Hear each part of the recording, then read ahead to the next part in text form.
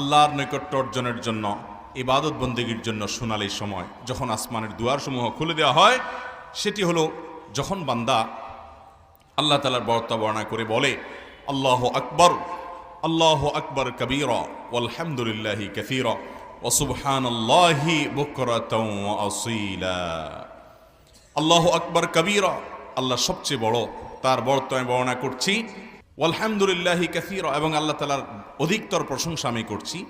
ওয়া সুবহানাল্লাহি বুকরাতাও ওয়া আসীলা, কোন কোন বর্ণনা আছে ওয়া সুবহানাল্লাহি ওয়া বিহামদিহি, আর যে হাদিসটা সহিহ মুসলিম বর্ণিত হয়েছে সেখানে ওয়া সুবহানাল্লাহি বুকরাতাও ওয়া আসীলা, সকাল এবং সন্ধ্যা আল্লাহর পবিত্রতা জ্ঞাপন করছি।